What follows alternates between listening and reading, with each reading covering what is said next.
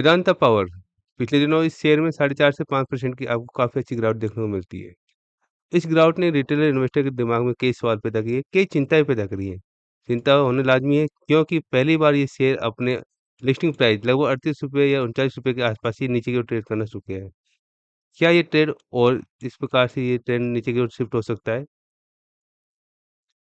क्या इसके बिज़नेस में आपको कोई इस तरह की कोई न्यूज़ बनती जा रही है या कोई इसका बिज़नेस कहीं से इफ़ेक्ट हुआ है? या इसके साथ कोई ऐसी कोई न्यूज़ जुड़ गई है, जिसको एक ऑपरेटर ने, एक इसके इन्वेस्टर ने देख लिया, जिसकी वज़ह से इसका जो शेयर है, नीचे की ओर शिफ्ट होता जा रहा है। वेदांता पावर में ये जो गिरावट आई है, क्या ये एक मौका है या ये हमें कोई बहुत बड़ी गिरावट का एक संकेत दे रहे हैं? इस तरह के सवालों को इस वीडियो में हम कवर करेंगे। नमस्कार, शेयर हंटर चैनल पे आपका स्वागत है। वेदांता पावर, ये वेदांता पावर वेदांता ग्रुप के डीमर्जर से बनी एक कंपनी है। एक इन्वेस्टर ने, एक रिटेलर ने इसमें पैसा डाला। क्या सोच के डाला होगा कि पावर ग्रुप की सेक्टर की कंपनी है, क्योंकि पावर सेक्टर एक इंडिया की ज़रूरत है।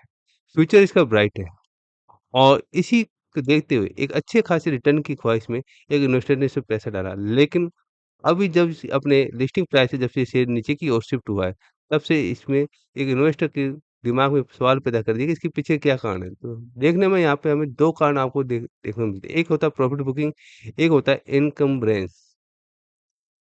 हाँ, प्रॉफिट बुकिंग हो सकती है क्योंकि यहाँ पे देखेंगे इस शेयर ने 2 दिनों में एक अच्छा खासा मूवमेंट दिया था, लगभग 20 से 25% का अच्छा खासा मूवमेंट दिया था।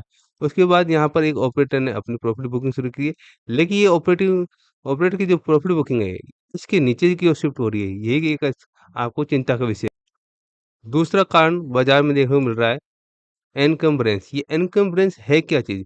एक आम रीडर को ये जानना ज़रूरी है क्योंकि यहाँ से कई तरह की जो धारणाएँ हैं, वो आपको मार्केट में गलत यहाँ पे देखने को मिल रही है। तो पहले इनकम्बरेंस होता क्या है इसको सरल शब्दों में समझिए। जैसे आपके पास घर है और आपको लोन चाहिए, आप लोन लेने के लिए बैंक के पास जाते हो। तो बैंक आपको लोन देना चाहता है और आप लोन लेना चाहते हो, लेकिन बैंक आपसे सिक्योरिटी माँगता है। तो यहाँ पर आपने घर के लिए आपने सिक्योरिटी दे दी। अब आपको बैंक ने लोन अप्रूव कर दिया। अब इस घर में आप रह भी रहे हो, इस घर को काम में ले रहे हो, इस घर को किराए पे भी दे रहे हो, लेकिन इस घर को बेच नहीं सकते, क्योंकि यहाँ पे इस घर पे कानूनी अधिकार को से आपको बैंक के पास चला गया है। यही चीज़ आपके पावर सेक्टर जो वेदांता पावर है, उसके अंदर एक हुआ है और इसी को ही आप शेयर मार्केट में इनकम्बरेंस कहते हैं। वेदांता पावर के जो प्रमोटर्स के जो शेयर्स हैं, उनको सिक्योरिटी एग्रीमेंट के तहत यहाँ पर हम कह सकते हैं कि इस प्रकार से एनकम्बरेंस किया हुआ है।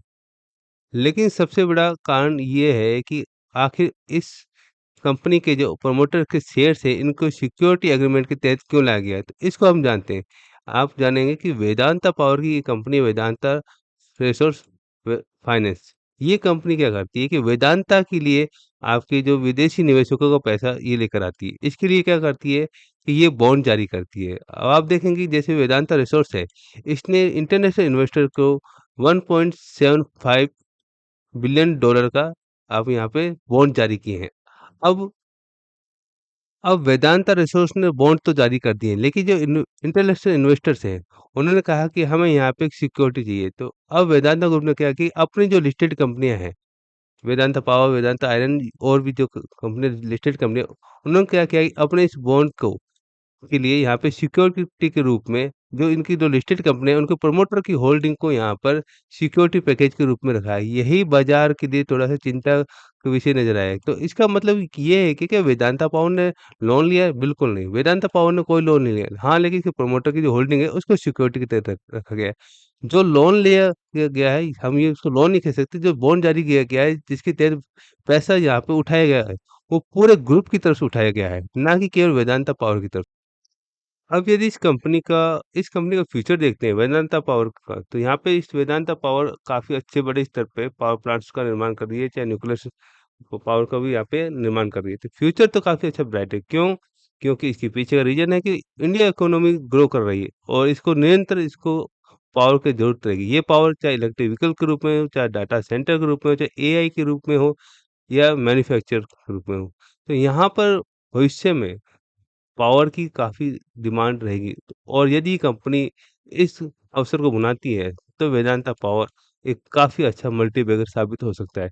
लेकिन हमें इसके साथ कुछ रिस्क भी देखने पड़ेंगे। सबसे बड़ा रिस्क है कि जो प्रमोटर ग्रुप है, उसके ऊपर डेब्ट कट जाए।